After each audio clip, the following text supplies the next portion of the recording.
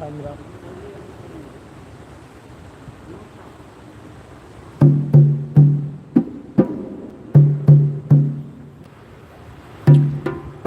भगवान श्री योगी राम सूरत कुमार की जय।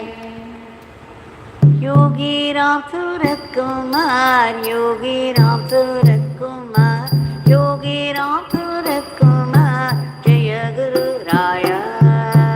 योगी राम सूरत कुमार, योगी राम सूरत कुमार, योगी राम सूरत कुमार, जय गुरु राया। योगी राम सूरत कुमार, योगी राम सूरत कुमार, योगी राम सूरत कुमार, जय गुरु राया। योगी राम सूरत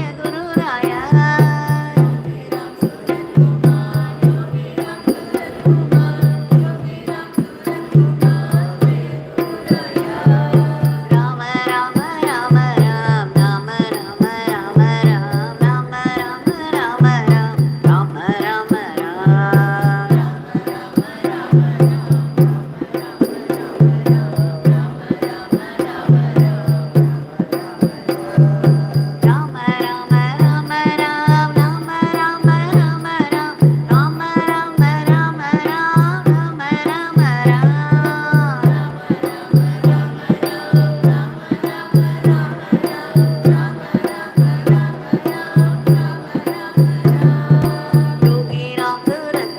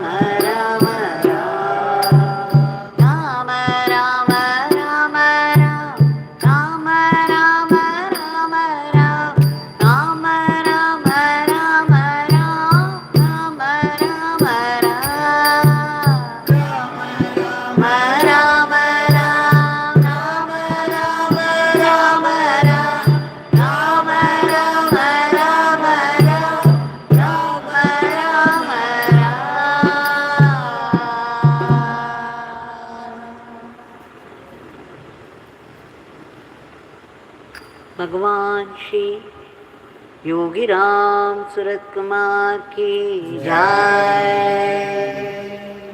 सर्वं Yogi Ram Surat कुमारार्पणमस्तु।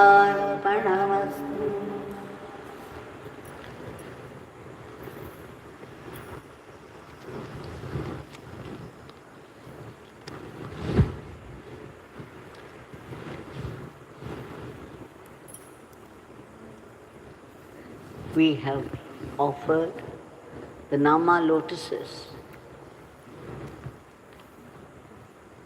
with our grateful pranams at his lotus feet in appreciation, adoration of his grace. For otherwise we know it's not possible to be here at this time and sing together.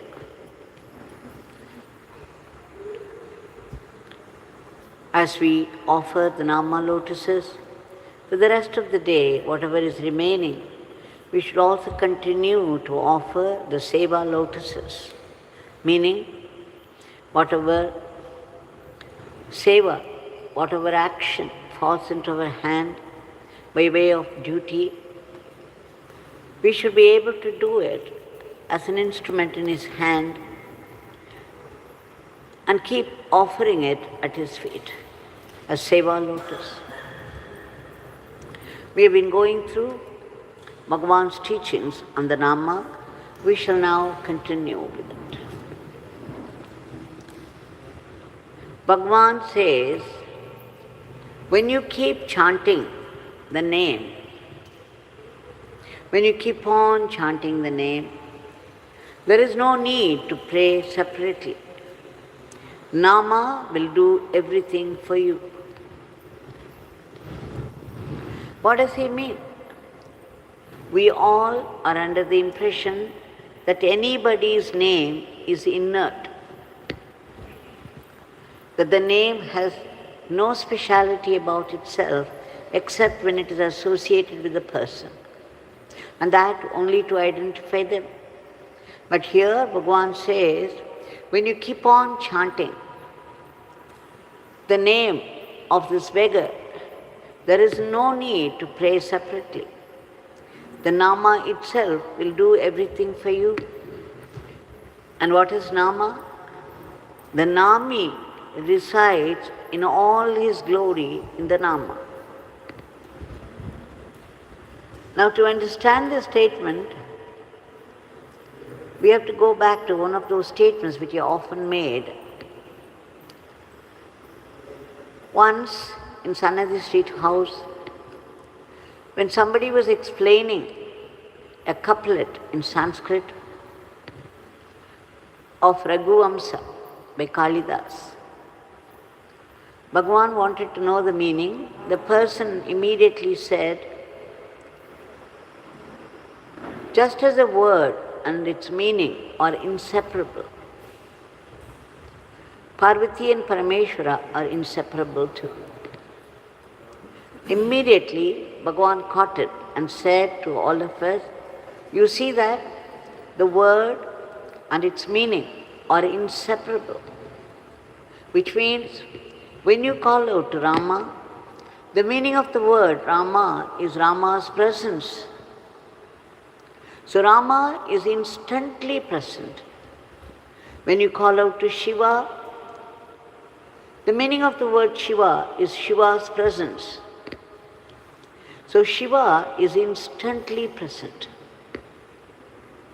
And when you call out the name Yogi Ram Sarat Kumar, my father is instantly present.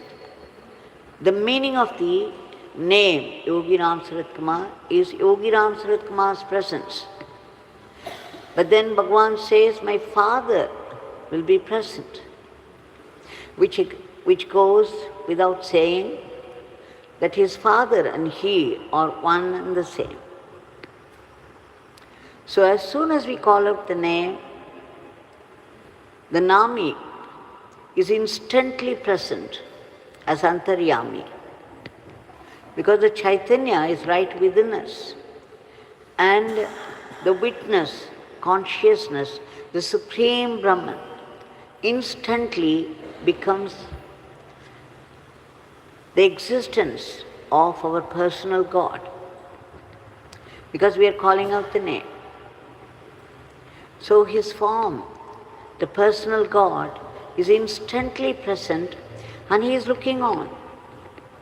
He knows what is on our mind, what are our struggles, what are our prayers. So the personal God instantly knows what is occupying our mind. And then he will do the needful in his own time, in his style of functioning. So Bhagavan says, when you call out the name, you do not have to pray separately, which means Nami is instantly present and Nami knows what is going on in your mind, your problems, your prayers, your difficulties, your struggles. So we have to have faith in the higher wisdom of the Nami who is present ever in the name. So the Nama is Nami, and Nami is fully conscious of what you need, and the Nami will do the needful. And then Bhagavan went on to say something very, very great meant for all of us. Again, when I was there in the veranda of Sanadi Street House, a lady had come from Chennai. Right from the beginning, she kept crying. She was crying and crying and crying. She could not control herself. And then Bhagavan was trying to tell her, keep chanting this mantra, Yogi Ram Sarat Kumar. But she was unable to do it. Then Bhagavan turned to me and said, Devki, start the name. So I started singing Yogi Ram Sarat Kumar, Yogi Ram Sarat Kumar, Yogi Ram Sarat Kumar, Jai Guru Raya. And the lady also joined, but for only a little while. And soon she would revert to her crying. She could not control herself. She kept crying. And again Bhagavan would ask her to chant. Again she would start, and that for only a little while. So this goes on quite a few times. Every time she would stop halfway and start crying. Then Bhagavan asked her why she was crying. She said she lost all her jewels, very expensive, precious jewels.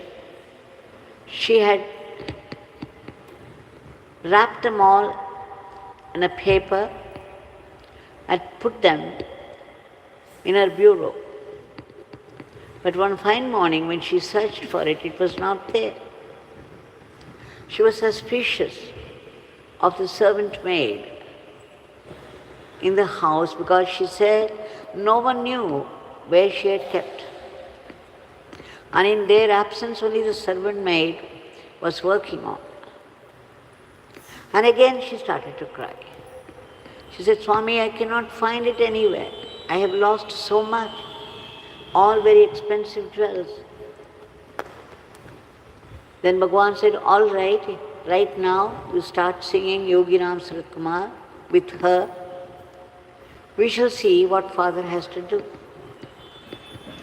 Again she started with me, and again she failed to continue. She ended up crying. Then Bhagavan turned to me and said with a smile, Devki, this beggar wants to give her a crown jewel. But you see what is happening? She is thinking of her lost jewels and crying over that. This beggar wants to help her by giving the crown jewel. But she is clinging to her own gold jewels. What a statement. What does it mean? That Nama is above all this. It is the crown jewel. Nothing can equal its value. So Bhagavan has given all of us this crown jewel of His name, His divine name, Yogi Ram Sarat Kumar, and by calling which we get help, guidance and protection immediately. So let us remember this particular saying of Bhagavan, that we have all been blessed with the crown jewel, which is the name Yogi Ram Sarat Kumar. If we have this crown jewel, what more do we need? Because the crown represents the ruling, the reign. You would get the power to reign the whole cosmos, because this will lead to the ultimate destination of dissolving in the divine. And then another day, when I was seated there in Sannadhi Street veranda, a devotee walked inside. He had a doubt. He said, Swami, I'm very fond of your name, and every time I start chanting it, for a little while it was okay, but after that, the mind begins to wander. It cannot stay put in your name. Instead, it keeps on wandering and wandering. That at one point, I become very frustrated because the mind is not cooperating with me, and I stop singing. What shall I do? Pat came the reply from Bhagavan. It's all right, at least your tongue is not wandering at that time, because it's busy chanting the name. It was so humorous the way he said. We all laughed, but we also understood what its meaning is. If the tongue keeps wandering, what would it do? It would talk about this thing and that thing, and this man and that man. And mostly we would be criticizing someone or the other, thinking that we are above all that. So Bhagavan says, when your tongue keeps on chanting, chanting, chanting, it cannot talk about anything else. It is busy chanting. It has no time for gossiping. So let us all remember this also, that we should keep on chanting even when the mind wanders. Bhagavan would also say often, just keep chanting the name. It doesn't matter if you don't have faith in the Guru or God, if you don't have devotion or not, if you don't have devotion, if you don't have concentration, neither faith, nor concentration, nor devotion. It doesn't matter. What matters is that you keep on chanting. Quantity, just keep on adding quantity. It doesn't matter if it doesn't have quality. But when we have sufficient quantity, it would bring in quality as well. Quality will happen. Bhagavan also often said, no single nama goes waste. Every nama does its work of transformation. So let us bring all this that we learned today to our mind again and again and assimilate it, so that it would reach the depths of our being and start working. And when it starts working, what happens? We keep on chanting and chanting and chanting. We don't allow the tongue to wander, as Bhagavan said. We shall now keep the today's prayer at the lotus feet of Bhagavan. Bhagavan, we beg you again and again, a million times for your immediate divine intervention to bring forth a dharmic life to the people of the world. What do we mean? There is so much violence all around. So much violence. Sickening. We beg you, Bhagavan, thou art the cosmic controller. Please bring in peace and harmony, order and discipline into the lives of people so that people would live a dharmic life with remembrance of God. We also beg you to stop this war that's going on between two countries for quite some time now, creating disastrous effects. Bhagavan, we beg you again and again to stop it immediately so that peace be prevalent. And we also beg you there should be not even mention of the word war among the countries of the world. And Bhagavan, we beg you to keep under control the sudden attacks of cruel diseases and violent furies of nature and the devastating accidents. We also beg you to uproot all the negativities of the human mind, all the asuric thoughts from the minds of people. Only you can do it. And wherever we live, whatever country people belong to, whatever language they speak, whatever religion they have embraced, even if they don't have faith in the karmic law or rebirth, they too suffer from their past karmas. For the law of karma is precise and relentless. It does not spare anybody, even the avatars. All the same, we beg you, Bhagavan, to reach out to all those people all over the world and do the needful. We also beg you to protect all those unselfish people who have been slogging for the sake of the others from unnecessary, unworthy, unhealthy remarks of criticism and aspersion. We also beg you to give a big boost to the economy of the country and promote its growth in varied fields of activity so that India, Bharat, would reach that highest status of world teacher to conduct the whole world in the path of dharma. We also pray to you in all intensity and earnestness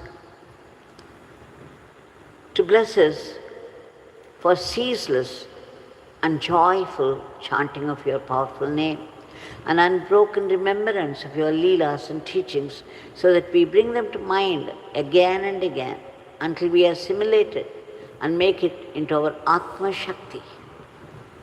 Please bless us, Bhagavan, to be only sattvic instruments in your hand and not the Rakshasic element, even by chance. Please bless us to run our everyday life as an offering to you and not be caught by the temptations of Maya. We also seek that ultimate state of peace and bliss of yours. But then we also know that our mind is far from the state of purification because there are the latent tendencies of the past bad karma filling our mind, and again our own desires for worldly possessions. With the result, there are sudden attacks of fear and poisonous anger, jealousy and vengeance, and passion, and of course sorrow. No matter how many blessings we already have, we compare ourselves with people, other people, and find out what they have which we do not have. And then we hold on to it. And then we blow it out of all proportion, until it becomes depression and lifelong medicine. But then the saving grace is the thunderous declaration of our Bhagavan that the divine name is capable of destroying all our past karmas, especially the bad karmas. It can give us purification of mind. Bhagavan, we take refuge in your powerful name and beg you for our early purification. And in this world, wherever we live, whatever duty falls upon our hand, we know that it's all your work and we should be able to do it as savor to you in the spirit of service, and that joyfully, without any unhealthy competition or jealousy, so that every work that we do will become Atma Shakti. And Bhagavan, please bless us to practice acceptance of whatever life brings, be it a joy or sorrow. Coming from the divine, it can only be a great blessing, meant for our spiritual transformation, for our closer kinship with God. We have to recognize it stubbornly as Ashirvad from Bhagavan. When a bad karma begins to take over, we know what happens in life. It turns over completely and we collapse, and then we resent God and His grace, feeling terribly let down, and we begin to blame others bitterly for our own failures, little realizing we have invited all our sufferings of life by our past karmas. Even a single word that you utter, either in praise or abuse, will come back to you, sometimes with vengeance. But God, out of His compassion and generosity, puts a blessing even in the punishment. And what does it do? It pushes you back to God. And then you begin to realize more profound truths of life. For once you begin to understand that neither your power, nor money, nor your relatives or friends are a strength or protection to you. It's only God who is our strength and protection. So every adversity will turn into a higher wisdom. With the result, our mind begins to be purified. And in a purified mind, God reflects in all His glory. Bhagavan, we beg you to bless us to know that it is your will that's behind all the happenings of life and the world. Please bless us to be grateful to you even for the adversities of life, because we know now they are all greater blessings in disguise meant for our spiritual transformation. We seek those powerful blessings for all the species of the cosmos to be raised to a higher plane. And finally, we seek redemption, liberation from the vicious cycle of births and deaths, the root cause of which is this ahambhava, the utter selfishness with which we run our life, all through it. We beg you, Bhagavan, to uproot this ahambhava and promote atmabhava, so that we all would be blessed with that immortal life, that eternal living in you, in dissolution, or eternal servitude in surrender to you. You, that eternal supreme divinity. Jai Yogi Ram Surat Kumar.